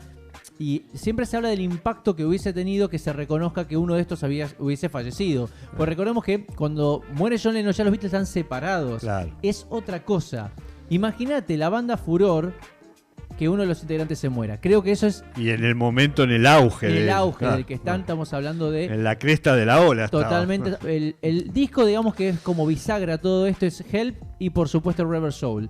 En el medio de eso transcurre este evento, que nunca queda claro en realidad, porque ahora vamos a un poquito a discutir lo que sabemos de todo eso, pero sí sabemos algo, que las pistas, por lo menos que uno dice que encontró, claro, son referencias que uno va construyendo porque las quiere encontrar también. Pero luego hay un par de cositas que sí, estamos hablando de estudios forenses, que hacen acá una italiana, ¿no? ¿no? Exactamente, que, bueno, plantea una transformación, digamos, fisiológica en el propio cuerpo de McCartney. Más altura, cambio de los dientes y en algunas de las facciones. También había una grafóloga.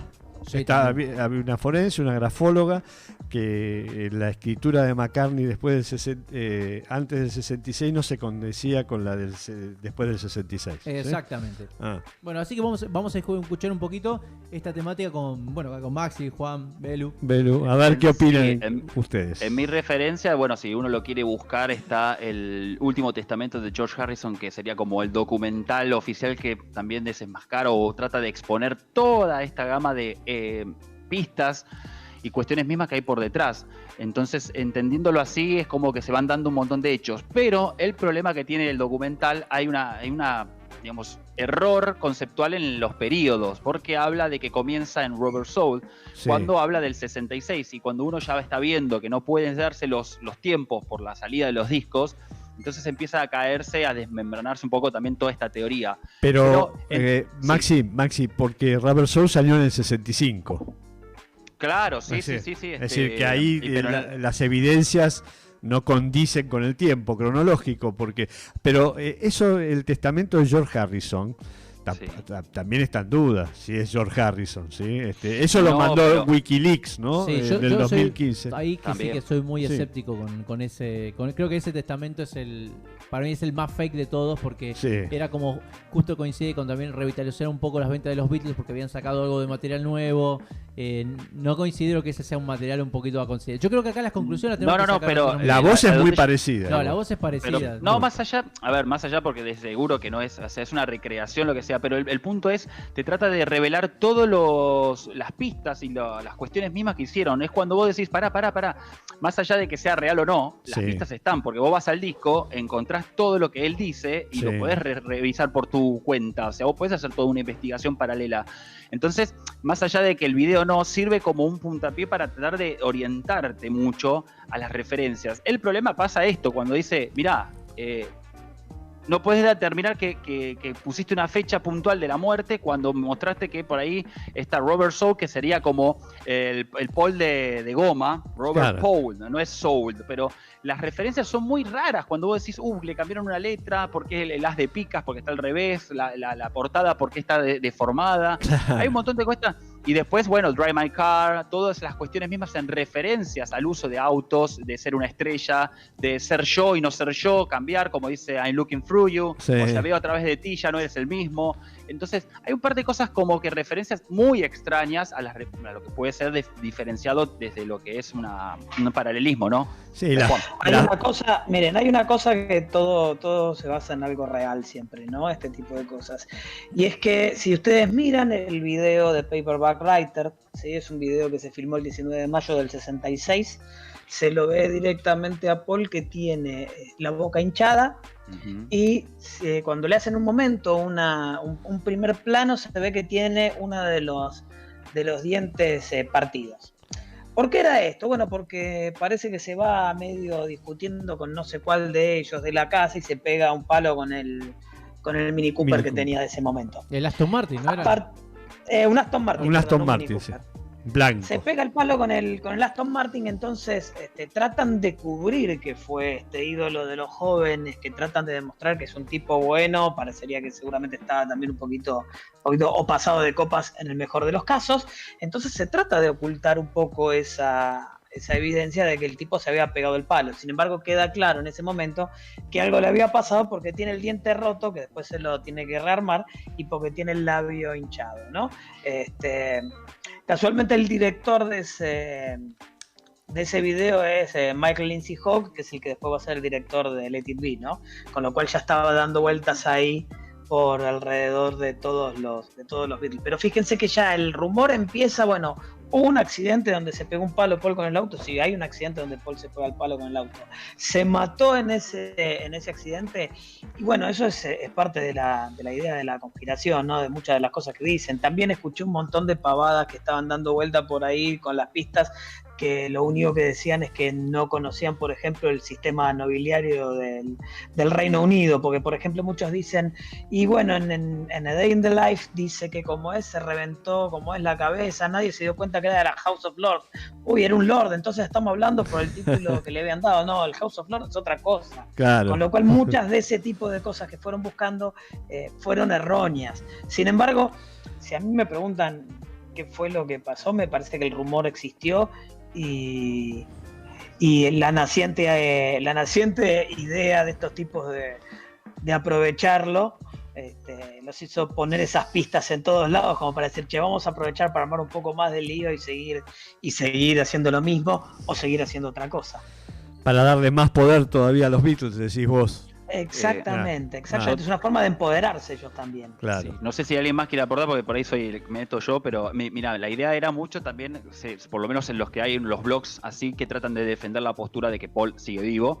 En ese caso lo exponen como diciendo que Brian Epstein aprovechó mucho como diciendo, como se estaban alejando demasiado de la música comercial, en el momento de que hayan perdido el interés la banda, poner este halo de misterio alrededor de esto, consideraba que había un incentivo de querer comprar los discos. Entonces había una campaña más publicitaria de todo esto. Esto por lo menos lo que se está especulando, se está dando. Cuando yo entiendo y yo interpreto, es ver que hay cuestiones mismas, y de las pistas, hay cosas que son muy complejas. O sea, cuando vos ya estás, digamos, haciendo el chiste, sí, Paul está muerto, te tomás unas licencias o unos trabajos, como diciendo, más sencillos, porque hay, como digo, pistas que, digamos, llegan al grado del ingenio absoluto, que vos decís, no entiendo cómo llegaron a eso, porque hay que sentarse a pensarlo. Y les doy el ejemplo más para mí, que es el top de los tops, que es el bombo del Sgt. Pepper's, donde en la cual si vos pones un espejo se duplica y te muestra un cifrado, ¿no? Entonces, eso para mí hace a veces una referencia de extrema rareza, porque no puede darse ese fenómeno de realmente. ¿Cuántos de ustedes siéntense a buscar palabras que poniéndole un espejo en la mitad den el mensaje que quiere dar? No sé, es como extraño, es extraño. Y por el otro lado, Belu, ¿estás abierta? ¿Querés hablar? Sí, por favor? Estoy abierta. No, que yo pensaba, los escuchaba y digo, pensaba en Paul y pensaba en tantos otros artistas que post-mortem, digamos, han tenido como una cosa más masiva, porque el muerto en sí, perdón, no, pero garpa, es como más, también es una buena movida comercial, y creo que es interesante. Hay muchos casos de famosos y de artistas que han muerto y que quizás su fama se triplicó, se vendieron muchos más discos y CDs, entonces también yo creo que fueron muy inteligentes. Para mí está vivo, para mí está muerto, pero está bien, apoyo todo este movimiento de Paul está muerto. De debate. De debate, sí. Claro. No, igual el que lo creó, lo hablábamos con Bruno otra vez, un genio. Sí, porque metió pistas por todos lados. el que empezó a Pero leer la historia. hay en el colectivo de la gente como esto del ángel o el demonio, ¿no? Cuando uno muere, era tan bueno, era tan... Entonces como que o te enalteces o sos cualquiera, y me parece que siempre utilizar el recurso de qué buena vida, qué bien, y viste, post-mortem siempre sos un poco más genio aún. El dato creo que va directamente hacia lo que puede ser que en ese principio de los años 60 los Beatles estaban en Hamburgo. Y bueno, Paul McCartney tuvo un romance con una camarera que era Erika Ubers, que, bueno, la cual queda embarazada. Si bien McCartney no se casa con ella, McCartney le empieza a pasar manutención y le empieza a pasar 200 marcos mensuales para justamente poder criar a Bettina. Bettina no haga... Bettina Huber. Exactamente, no toma el apellido de McCartney. Pero lo curioso es que Bettina recibe una mensualidad, justamente estos 200 marcos, hasta el año 65. En realidad entre el 65 y el 66. Es muy raro, porque justamente de repente deja de recibirlo. Obviamente la madre de Bettina, Erika, se queja de todo esto, trata de buscar a McCartney y le dice, mirá, me dejaste de pasar la plata. Y McCartney dice, yo no tengo que pasarte nada si no es mi hija. Lo curioso es que es verdad, porque cuando le hacen el ADN no era la hija. Y bueno, acá creo que esto hable bastante Entra la interesante. suspicacia acá. Bueno, acá es un dato muy raro porque esto es algo que, digamos, surge ahora con una investigación que está haciendo por parte de lo que es la hija de McCartney, con 46 años, supuesta hija, por supuesto, Sí. que cuenta la historia de su madre y dice, no, vos sos hija de McCartney. Y entonces le cuenta la historia de cómo él recibía la manutención y les muestra las facturas y todo esto, digamos, de lo que tenía que ver con eso. Creo que esta es una de las historias más curiosas y tal vez más fuertes que aportarían a esta cuestión. Obviamente esto está... A descifrar esto, no este Exactamente. acertijo. Agrego el dato porque justo cuando van a juicio, Paul McCartney se hace cargo de todos los gastos del juicio. Raro, y por más que lo haya sí. perdido, digamos que lo haya ganado, él se hizo cargo porque entendía como que diciendo, no, yo te lo puedo pagar, no hay problema. Como también sintiéndose un poco culpable. Por eso digo, hay cosas muy extrañas Hasta que pueden junio, ahí está, remarcar en Maxi, esos te lo datos, marco. ¿no? Hasta el junio del 66 McCartney pasó 200 marcos durante todos los meses. Y el último cheque era de 30.000 marcos, una cantidad importantísima para la época, a cambio de renunciar y seguir reclamando la paternidad. Rarísimo. Rarísimo. Rarísimo. Da Creo que pensar, ¿no? Bueno, es que es lo que estamos diciendo Sí. cuando hablamos de... Mira, no te creo que McCartney esté... Mira, acá tengo un dato muy extraño, muy raro, porque creo que para mí este es el Sí, más... es raro. Es más fuerte de todos este. Porque después podés encontrar tapas de todos lados, lo que quieras. Pero creo que una persona que se levanta y dice, no, pero ¿cómo que el ADN no te da? Pero si, ¿por qué le pasabas plata a alguien que sabías que no era tu hijo durante este periodo de tiempo que va a ser hasta el 66? Digamos que los Beatles por ahí, van a Hamburgo en el periodo, digamos, del inicio de los 60. Sí. Y, bueno, básicamente son 4 años pasando plata. ¿A quién? Si no era tu hija. Claro. Y bueno, Yo Brian Epstein es la clave de todo eso también, ¿eh? Ok, Brian Epstein muy que bien. agarraba y con plata trataba de cubrir todas estas cosas para que nadie tuviera nada para hablar de los Beatles. No nos olvidemos también que recién se están empezando a generar estos medios, digamos, el Jorge Rial de la historia, por llamarlo de alguna manera, que anda mandándote al frente con todas esas cosas. No era algo tan común, ¿no? Con lo cual, en ese sentido, tenemos una justificación. A ver, me pongo ahora en el abogado del diablo o el anti-Paul está muerto, ¿no? De todos modos, como siempre decimos con Bruno, si es efectivamente esto así que Paul murió, a mí me gusta mucho más William Campbell que Paul McCartney. A mí también, ¿eh? Es un genio, William Campbell. A mí me da otra reflexión en la cual mismo se da un paralelismo muy importante, que es el momento en la cual los Beatles dejan de tocar en vivo. Amén. O sea, entendiendo que casualmente ellos alegan de que la música, o sea, digamos, no se lograba escuchar por el griterío de las personas, o sea, no estaba la tecnología. Ahora, sí podían llegar a la luna, pero no podían cubrir un estadio. un estadio. Entonces, vos decís, la tecnología, ¿hasta cuánto daban? ¿Cuánto serían? No he vivido la época, pero entendiendo que cuestiones de potencia, en cuestiones de sonoridades, por ahí era más precario, pero entendiendo que los Beatles podían sostener esa No, igual Maxi, infraestructura. podían tocar en lugares más chicos de última y listo. ¿Cuál era el O de problema? última. O sea, no, Pero, la cuestión acá es que dejaron de tocar, y no solo eso, sino que mágicamente se van a la India al otro día.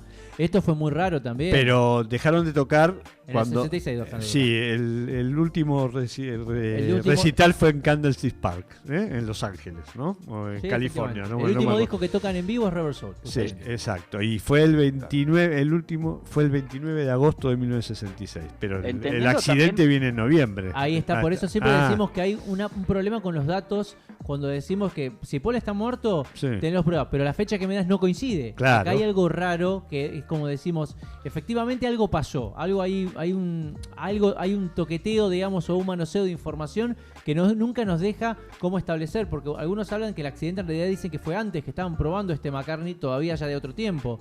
De hecho hubo un concurso para elegir al mejor McCartney. Pero el concurso existió. El concurso existió, Y efectivamente. que después lo sacaron. No, el concurso nunca dan al ganador, pero después vos te enterás que se termina Sí. siendo un tal.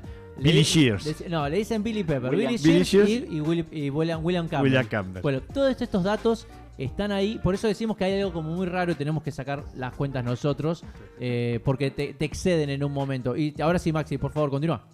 No, yo decía eso de Billy Shears, es para hacer la referencia de Billy is Here también acá, ¿no? Billy is Here como Billy Shears, dándole claro. paso a la posta en lo que es Sgt. Peppers, como la etapa también emblemática de todas las pistas suficientes, donde es la muerte de los Beatles, la entrada de una nueva etapa, así que es la referencia mucho a esas cuestiones, pero entendiendo también, como digo, ese paralelismo que se da, dejar de tocar porque tenían que preparar al nuevo Paul, es muy casi acertadísimo en la referencia de las analogías, o por lo menos todos los que suelen definir lo que es la historia de los Beatles, que ellos dejan de tocar por cuestiones de sonido. Y ahí es lo que se llama la atención. Y después, no, referencias, como digo, la tapa de Yesterday para mí es extremadamente rara. O sea, no es porque, aparte de ser artística, es extraña. Porque no puedes poner una tapa donde ellos están sosteniendo pedazos de carne y bebés. No, cabeza, eran bebés, No, bebés sin cabeza. Vos no, hablás no, de la no. tapa de Beatles Yesterday and Today. Exactamente. Today. Sí, bueno, Sí, pero sí. ahí en esa tapa justamente Sí. las curiosidades es que ellos están con pedazos de carne y pedazos de bebés. De bebés. Y el único que está en un cajón es McCartney. Es McCartney, sí. En la Eso es en segunda la tapa. contratapa. Es la La contratapa, contratapa. exactamente.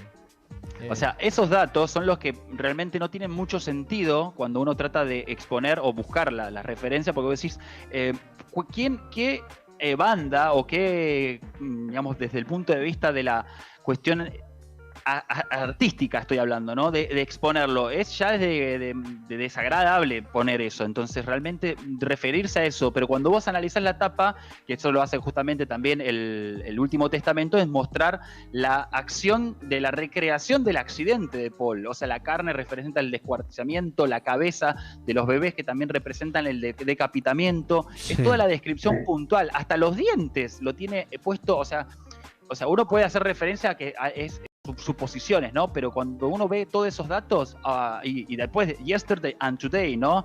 Ayer y hoy. Estamos hablando de que hay un cambio totalmente. Lo que fue un Beatle ayer y lo que es hoy. Y dicen, bueno, la letra misma, ¿no? Dice, yo no soy el hombre que solía ser. Y después, ¿por qué él tuvo que...? Bueno, en verdad ella dice, pero...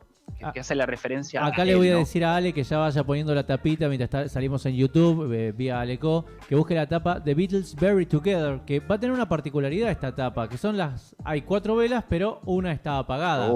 Esa es como muy rara, otra vez, ¿no? Como siempre decimos, ¿por qué sacas una tapa así? ¿Qué significa? ¿Por qué no pones las 4 velas prendidas y listo? Pero bueno, hay una que esté apagada que llama mucho la atención. Es como siempre decimos, hay tapas que son demasiado extrañas. Así que bueno, The Beatles Buried Together, les recomiendo que lo busquen todos. Los Beatles muy pero juntos, haciendo referencia a una tapa, digamos, que es extraña. Por lo menos llama mucho la atención para los que buscan la conspiración. Y en la tapa de Revolver, ¿sí? Está John Lennon poniéndole la mano sobre la cabeza a Paul McCartney, que mira a otro lado. Todos los Beatles, ahí John, George y Ringo miran para un lado y McCartney Es el único mira de perfil. mira ¿no? de perfil. Y está la mano de John, ¿sí? Hay muchas, en la tapa de Sgt. Pepper lo mismo. En la parte de Tiene atrás, una en mano la arriba. contratapa, y en la contratapa están los 3 Beatles, John, George y Ringo, mirando para un lado Y McCartney de espalda. de espalda. Sí, hay un montón de pistas. Hay un montón, como digo, sí. como digo yo, perdón, en algunas son, digamos, más puede darse la Coincidencia. curiosidad o como diciendo, no, la coincidencia, pero hay otras que digo como son muy complejas, de tomarse un tiempo, una dedicación, como diciendo también, ¿no? Mostrar a George Harrison de la tapa de atrás de lo que fue el Sgt. Pepper, pero del LP, señalando con un dedo. O sea, ¿por qué salís mostrando con un dedo Claro. y poniéndote arriba un horario? Es referencias extrañas que, bueno, hacen a dudar o a ponerse a ver un poco cómo va. Yo tengo otras teorías, ¿no? En verdad, no de la muerte, porque la muerte en el sentido simbólico, digo yo, de la transmutación, de la muerte y resurrección, ¿no? Esa degeneración, que estamos hablando de que había un cambio, una necesidad de morir, que eran morir los Beatles para renacer a un nuevo estadio, pero como digo, eso es algo muy complejo de extenderlo acá. Claro. Vamos a ir a escuchar un tema musical y después seguimos con más Beatles mágicos y misteriosos acá en Frecuencia Beatles.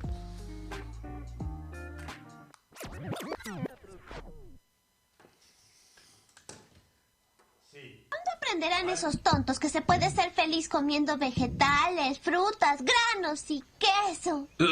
¿Quesos? ¿No comes queso, Apu? No, señor. Ningún alimento que sea de animal. Oh, debes pensar que soy un monstruo. Sí, realmente lo pienso. Pero hace tiempos que aprendí a tolerar a otros en vez de obligarlos a pensar como yo. Puedes influenciar a la gente sin estar acosándolos. Es como dice Paul, vive y deja vivir. Era vive y deja morir. Lo que sea, tiene buen ritmo. Creo que he sido dura con otras gentes, sobre todo con mi padre. Gracias, muchachos. ¿Cuándo aprenderán esos tontos?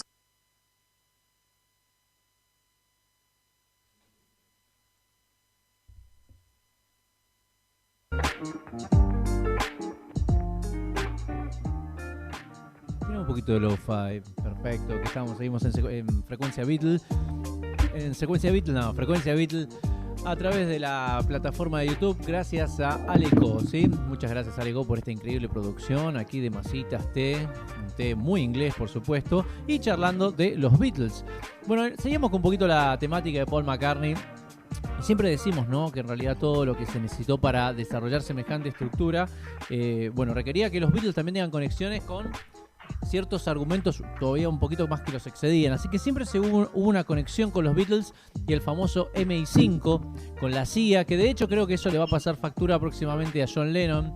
Así que sí podríamos hablar de que si hablamos de un McCartney muerto, en realidad también corresponderíamos un poco con todo lo que corresponde con ese pensar de que los Beatles le terminaron debiendo mucho a muchas personas, parece, y se le terminó cobrando de algún tipo de manera. Así que... Sí, algún día lo desarrollaremos con lo que es el Instituto Tavistock, Theodor Adorno y un par más de amigos ahí dando vueltas. Me encanta cuando toquemos el tema de John Lennon. No, después, pero esa es la semana que viene. Sí, no, por supuesto. Covers, ¿sí? Vamos a hacer el último bloque. Bueno, dale, entonces escuchamos Flaming Pie, ¿no? No fue lo escuchamos de Flaming Pie. Sí, Flaming Pie de Paul. Venía la otra parte de los Beatles después de los Beatles, y ya haciendo un poquito alusión a ese periodo en cual los Beatles se habían separado. Justo teníamos esta sección de McCartney. Para mí, en uno de sus mejores discos. Yo, obviamente, Juan, por favor, te quiero escuchar hablar, pero seguramente coincidirás conmigo. El mejor es Band on the Run, por lo menos a mí. Para mí es el mejor de todos. Es increíble de ese Paul disco. McCartney. Paul McCartney and Wings me parece que es uno de sus mejores discos. Igual los discos anteriores, piensen ustedes que en su momento fueron denostados por la crítica, y si hoy los escuchás son discos realmente muy buenos. Estoy pensando, por ejemplo, en Ram, por ejemplo, que es un discazo. Y la crítica lo destruyó directamente en su momento, porque tenía un poco el gusto eso de la artesanal. No se olviden que, por ejemplo, el primer disco de McCartney, el tipo lo hace encerrado en su granja de Escocia y graba todos los instrumentos él, y después va y lo produce en Abbey Road, pero en realidad son discos muy caseros. Sí.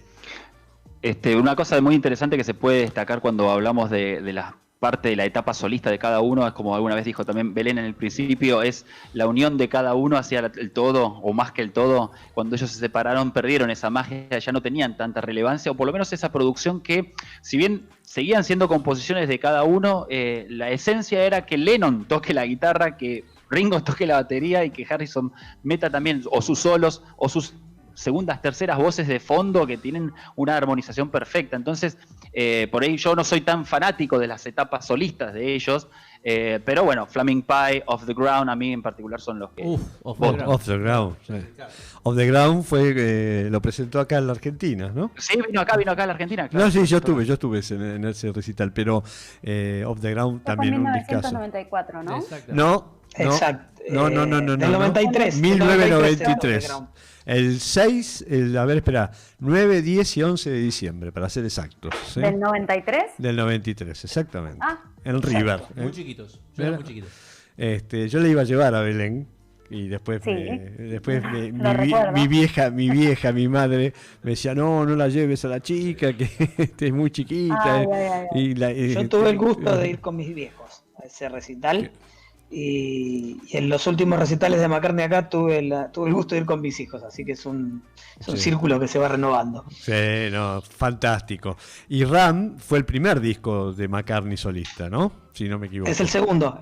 ¿El primero cuál fue? El primero es McCartney, que sale en el 70, tenés razón. Justo un par de días antes de que salga Let It Be. Exactamente, sí. Ahí fue cuando dijo oficialmente el 10 de abril del 70, ¿no? Que se separaban los Beatles y él largó McCartney. Tenés razón, Ram fue el segundo. Y una pregunta, ya que estamos hablando de Band on the Run, ¿es cierto que Linda también ayudó a Paul a componer algunas de las canciones que están en ese disco? Eso dice McCartney. Band on the Run no. Band on the Run. Band No. on the Run seguramente que no, ni siquiera está puesta en los créditos. Band on the Run. Pero no Sí, creo. los créditos aparecen en los créditos de Linda McCartney en RAM, que aparecen todos los temas como de Paul y Linda, y aparecen muchos de los temas de Wildlife, que es el primer disco de Wings. Perdón, Sí. ahí también agrego un poco que Paul imitaba un poco lo que hacía Lennon. Si Lennon salía con Yoko, él tenía que salir con Linda. Claro. Si Lennon Claro. escribía un tema contra bueno, el War is Over, él tenía que sacar un tema de Navidad. Es como que Claro. tenía siempre una Si Lennon referencia a lo que salía hacía el desnudo- otro y tenía que copiarlo. Había un Boca River ahí, Si La Lennon salía famosa desnudo- grieta beatliana Está fue. bien, pero por eso, ¿no? Es una que, grieta beatleana. Sí. uno pensaba que el primero que salió desnudo fue Lennon, pero en realidad McCartney salió antes desnudo. También otra más. Sí, Max estaba diciendo que Ah, ¿sí? Claro, claro. sí. Entre ellos eran dos egomaníacos, indudablemente, vivían compitiendo, ¿no? Bueno, volviendo al tema de si Paul is dead, dicen, no, pero meto esta perlita, dicen que el día ese de la grabación, se quedaron grabando hasta las 5 de la mañana, pero Paul se fue antes porque había tenido una discusión fuerte con John Lennon y John Lennon le decía que deje de meter canciones así baladitas, que haga música más elaborada, y dicen que se fue enojado, contrariado, y bueno, y ahí En esta referencia sobrevino y la se que pegó dije el yo palo. cuando hablaba de eso, ¿no? Que Lennon quería un tema un poco más, bueno, a lo que es Dylan, o por lo menos romper un poco más. Sí, más la pero poesía. McCartney seguía buscando la parte comercial, dirigidas con canciones de amor. Por eso mismo, esta es por lo menos la referencia que habla de las discusiones que podían llegar a haber con unas canciones puntuales, donde la discusión llevó a McCartney a salir enojado Eso a las dice. 5 de la mañana de los estudios, ¿no? Ir a buscar una groupie y, Sí. y terminar mal. Una y menor. la encontró A dando Lovely vueltas por ahí. Rita. Lovely Rita, sí, exactamente. Perdón, bueno, Pero para Sí. que vean la simbología, en verdad, para que McCartney también, el disco Ram, cuando ustedes buscan Ram, cabra, que sí. es cabra, la Claro. simbología también tiene un montón de cuestiones mismas Un carnero. referentes a cuestiones de ritualísticas o lo que sea, ¿no? Pero está siempre metido unas cuestiones extrañas que hacen a esa halo de misticismo, diría yo. Sí, Tal sí. cual. Bueno, ¿vamos a un cover, Ale? Así ya. No, todavía no, ¿No? todavía no. ¿Eh? No, está bien. A mí, yo decía, en estas referencias de Lennon y McCartney, cuando se contestan a través de la música, ¿no? Cuando uno le dice, bueno, le How do you dice, sleep? How do you sleep sería el final. Bueno, Sí. antes estaba Let Me Roll It. Había un montón de cuestiones de canciones que se escribieron unos a los otros Sí. para hacer referencia siempre a la expresión del Y- enojo. Y, No, pero en How Do Ahí You también Sleep. lo gasta un poco. pero Paul. How You Sleep Ah, también hay pistas ahí. No, pero pista no, directamente se lo En dice. realidad, Se lo How Do You dice. Sleep es una contestación. Sí, No, How Do You Sleep es una contestación a Too Many People, que aparece el primer tema de Ram, exactamente. donde él dice, tomaste Demasiada tu parte gente. afortunada y la dividiste en dos. Exacto. Cuando en realidad él dice que estaba hablando de él, pero bueno, finalmente después, en realidad creo que al final los dos estaban bastante arrepentidos de haberse Sí. tirado con esos dardos en ese momento, porque últimamente se habían un poco amigado. De hecho, en el siguiente disco, en Wildlife, McCartney escribe una canción que se llama Dear Friend, que le dice como es que está dando vuelta y no sé qué cosa, como diciendo, nadie te conoce como yo, entonces como que dejemos todo eso, como que levanta una bandera blanca en ese momento, y muchos dicen que McCartney es el que lo ayuda a reconciliarse con Yoko después del fin de semana perdido, como se llama ese año del 70, Claro, porque 74-75. Vos sabés sí, que en esa referencia salía en algunas noticias o los blogs de noticias de eso, diciendo que cuál fue una de las canciones que casi vuelve Lennon a grabar con McCartney. Es una de las canciones para el disco Mars and Venus, que no dice la referencia en la canción, pero por lo menos dice que en verdad no pudo acercarse a grabar porque había tenido el encuentro, o por lo menos un problema, un conflicto con Yoko, y se sentía muy deprimido para entrar o por lo menos grabar con eso. Así que nunca pudieron volver a hacer la dupla McCartney y Lennon, pero sabemos que Ringo también los invita, ¿no? En Your 16, pero cada uno por su lado. sí. Vamos- El disco Ringo, que muchos dicen que es el mejor disco de Ringo, que creo que es del 74, una cosa así. Tocan todos, pero todos por separado. Claro. De hecho, si vos mirás la tapa del disco Ringo, aparecen por un lado Paul y Linda McCartney, por otro lado aparecen John y Yoko, y por otro lado aparece allá arriba George George Harrison. George. Están los cuatro Claro. con sus respectivas mujeres en la tapa del disco. Bueno, todos los temas son compuestos, la mayoría de los temas del álbum Ringo por Photograph es de McCartney. Después está la otra, ¿cómo se llama?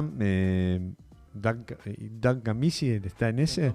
Doug Gamisi, esa es de Harrison.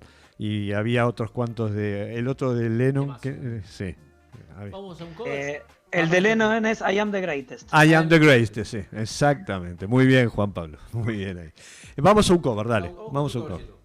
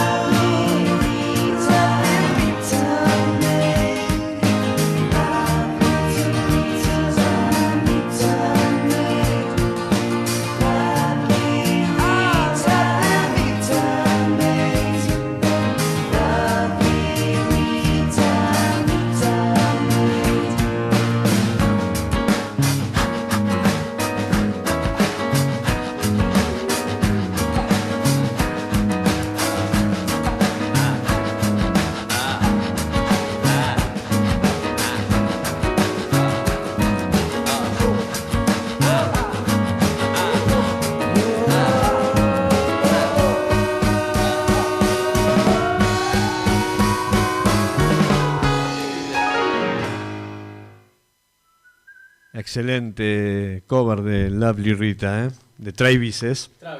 Travis. Yo le dije Travis. Bueno, no, es un excelente cover de Travis. Excelente. Estás escuchando Frecuencia Beatle acá en el canal de YouTube de Ale Cogo Entretenimiento, ¿sí? Seguimos con... En lo que es referencia a ese tema, me parece, bueno, Lovely Rita, la línea de bajo para mí es espectacular. Después las referencias mismas del piano, como soy pianista en este caso y como he hecho toda la parte de la secuencia de lo que son las cuerdas, todo lo mismo de los pianos. Hermoso solo de teclado que tiene, y el final también, siempre me encantó hacer todas esas referencias de Y Maxi, ahí yo te tengo que agregar como haber tocado esas líneas de bajo, que a mí me tocaba cantar y tocar esa línea de bajo. O sea, recordemos que ese disco estaba pensado de una forma en la cual se contrataban básicamente sesionistas. McCartney estaba tocando el piano y cantando, claro, le quedaba fácil, digamos, empezar de esa manera. O, digamos, solamente cantando, ya las pistas estaban grabadas, así que no tenías que tocar el bajo y cantar. Bueno, a mí me tocaba tocar el bajo y cantar esos temas, así que fue un lindo reto, y creo que ahí se notaba esa disociación que necesitabas para tocar estos temas, porque ya tenían bajos muy compuestos, ya directamente acá había una complejidad mayor. Acá pongo un comentario que nos dice Soñando Despierto, dice, pero jamás pueden superar al original, siguen siendo únicos, el sonido, voces y producción final. Juan, te vos también para participar. Sí, la verdad que yo venía pensando también en esto, cuán poco apreciada es quizá la parte instrumental de ellos, ¿no? De ellos como intérpretes de sus instrumentos, porque en realidad si vos te pones a pensar, no hay un solo Beatle que vos digas, un solo de guitarra de los Beatles de Harrison o de Lennon que vos digas, wow, este tipo es Eric Clapton. De hecho, el mejor solo que tienen los Beatles, digamos, lo hace Eric Clapton. While My Guitar Gently uno de Weeps. sus temas, ¿no? Sí. Exacto. Pero después vos te los pones a analizar y decís, bueno, no, a ver, esperen un momento. ¿Ustedes se dieron cuenta de lo que hizo Ringo? Ringo nunca le pifió una nota, Ringo agarraba y enseñó que se podía cantar y tocar la utilizando batería, los ¿no? toms y los toms como parte musical, ni hablar de lo que era McCartney como bajista, que para mí es uno de los mejores. Bueno, yo soy bajista, con lo cual McCartney es uno de los mejores bajistas de la historia, sin duda alguna. La capacidad que tenía Harrison de poner la nota exacta y justa y no estar tirando 70.000 notas, digamos, casi minimalista lo que él hacía, o las simples armonías que podían hacer los tipos como si fuera algo normal que se hacía en cualquier momento, cantando y armonizando entre ellos sin poder escucharse. Con lo cual digo, cuán injusto es, siempre nos quedamos con la composición de los Beatles o los arreglos que ellos pudieron tener y finalmente decimos, che, pero instrumentalmente eran grosos también. Vos sabés, Juan Pablo, que en mi época, yo tengo 60 años, ¿no? Había una revista, digamos un símil de la Rolling Stones, argentina, que se llamaba Pelo, ¿sí? Pelo. Y sí, ahí claro, todos los años, todos los músicos elegían al mejor bajista, al mejor guitarrista. Y siempre McCartney, me sorprendía, salía como mejor bajista, ¿sí? Ya estaba Yes, estaba, no sé, está lleno de Sting de Police. Sting de Police, no, bueno, Genesis, bueno, estaba Roger Waters. Roger Waters, bueno, había ¿cómo se llama? El de Led Zeppelin, John Paul Johnson. Y después va a entrar el de los Red Hot Chili Peppers, ¿será? Sí. No, Y Paul McCartney, a John Lennon lo consideraron durante mucho tiempo, estas notas, bueno, ahora me las estoy tratando de acordar, como el mejor guitarrista rítmico de la historia. Totalmente. ¿Sí? Sí. Sí, impresionante. Sí. George también tenía lo suyo, ¿sí? Y bueno, digamos que acá me sumo a las palabras de Juan Pablo. O sea, él no te agregaba una nota de más, ya te preparaba el tema y realmente lo que iba a sonar, te lo ibas a acordar siempre, y te dejaba muy marcado esas notitas y esos arreglos como van acá, van en este momento y se refieren a eso. Creo que es impresionante, digamos, todo eso. Esa mezcla country rock que agrega Harrison es increíble. Sí. No, bueno, lo que dijo Juan Pablo también al principio, que o lo dijiste vos, Bruno, no me acuerdo quién de los dos, pero el ego de estos dos muchachos, de Lennon McCartney, no, lo taparon a la creatividad. Un genio, George Harrison, realmente un músico tremendo. Y bueno, si vos analizás la segunda etapa, la parte solista de Harrison, que siempre me fue lo más difícil de tratar de hacer covers, ¿no? Y digamos, hacer la parte de tributo. Yo toqué para una banda que se llama Dark Horse, y que me daban todo, era tributo a Harrison. Yo hice tributo a McCartney, tributo a Lennon por cada banda, pero Harrison era un desquicio directamente sacar los arreglos, primero porque tenía una estructura armónica muy compleja, no era tan livianas como podría ser la parte de eso, aunque todos tenían sus variables. Harrison tenía estructuras muy complejas a nivel armónico e instrumental, y yo que tenía que hacer toda la parte orquestal o toda la parte de pianos, todo lo que es teclados, me iba de las manos, y tratar de memorizarme cada pequeño fragmento me costaba mucho más que lo que es Lennon o McCartney, lo digo desde una experiencia propia, ¿no? Sí, eran más simples, digamos, en la composición, Lennon y McCartney, que Mira, yo ahí me sumo a lo de Maxi, porque también he tenido la suerte de hacer varios de los temas, entonces tenías por ahí, el más simple de todos, por excelencia, va a ser Lennon, digamos, porque era más al rock cuadrado, sin pensar, pero ojo, porque uno piensa How Do You Sleep, es un temazo, porque tiene ese hard rock perfecto, suena muy pero muy bien, y lo tenía Lennon. Después tenías McCartney, que era más sinfónico, trataba de hacer algo más complejo, pero seguía siendo comercial. Sí. Harrison no hacía eso. Harrison te hacía un tema complejo que no era comercial, y por eso se volvía muy molesto. Sí. Por eso creo que también le quedan algunos de esos temitas, hasta pensando por My Sweet Lord, por ejemplo. Tiene un tema que vas tocando el tema, pero luego se va de una estructura a otra, y va subiendo de tono en una forma en la cual, si bien es lógico cómo va a subir el tema, realmente te vuelve a decir, ¿cuántos acordes más me tengo que seguir aprendiendo? Claro. Y bueno, Harrison te seguía agregando acordes como si pareciese más fácil de hacer. Bueno, estas cuestas las tenían los Beatles. El disco Cloud9 de Harrison es fantástico. Sí, sí, muy bueno. Y es uno de los discos más comerciales de Harrison, Cloud9, Sí. porque tienen en el medio una serie de discos que no fueron grandes éxitos comerciales y sin embargo, qué sé yo, estoy pensando en discos como Gontropo o como 33 y un tercio de Harrison, sí. que son discazos, Sí. pero no tienen su... A ver, nos podemos acordar de una o dos canciones por ahí dando vueltas, pero Claro. no el nivel de éxito que pueden haber tenido los otros dos, ¿no? Claro. El tema más conocido fue declarado como plagio, ¿no? Que es I Got My Mind Shine on You, que era el tema. My Sweet Lord. My Sweet Lord. My Sweet Lord. My Sweet Lord no me llama, pero Sí. I Got My Mind Shine No, on You. no, creo que no, tuvo- ni siquiera es de él. Claro, no creo que tuvo un juicio, pero era lo más popular así de movidito que tenía y lo Sí. más atrayente en eso. Pero todos los otros son complejos, es como sentarte realmente a escuchar la música, a prestarle atención obligada. No es que simplemente lo puedas dejar de fondo. Hay un par de cosas, Guagua, por ejemplo, que me Sí. encantaba tocarlo en vivo, pero para mí era un pasaje tremendo que me representaba mucho, aparte digamos que era el que también agregaba los coros, ¿no? Porque toda esta instrumentación que no los tenían los otros. Se lo escribió a McCartney, de hecho, sea de paso. Sí. ¿Sí? ¿Perdón? Guagua se lo escribió a McCartney. Ah, mira, Exacto. Sí. no tenía tantas Eh, yo de solistas no le seguí mucho las Cheers solistas, así que, Down. Tenía, Guagua. a mí Down. un Es disco para Arma de... Mortal, Cheers Down. Sí. Creo que si pensamos en solistas también, no puedo evitar pensar y reflexionar acerca de cómo se ve cada individualidad, bien digo, en las letras que escribían, ¿no? ¿Qué es lo que decían? ¿Cuáles eran los mensajes? Y eran muy diferentes. Las letras de Lennon, las de Harrison, con las de Paul, y ahí se ve también el rasgo que tiene Sí. cada uno, ni hablar del lado musical. Pero bueno, ahí tenías un Lennon más Guerrero. más guerrero, Más claro, guerrero, más- más mundano, digamos, comprometido con la sociedad en la que vivía. Claro, en ese el momento. activismo que Más tenía era denuncia, referente. Sí. ¿no? Y Harrison era un místico, de por sí era un pisciano, bien místico. Y Paul era un geminiano, era más, digamos, no quiero menospreciar a Paul, por supuesto, no, con lo que voy a decir, pero era geminiano, era más light, ¿no? En la composición, por eso... Yo creo que era, digamos, en las letras hablo, en las letras, sí.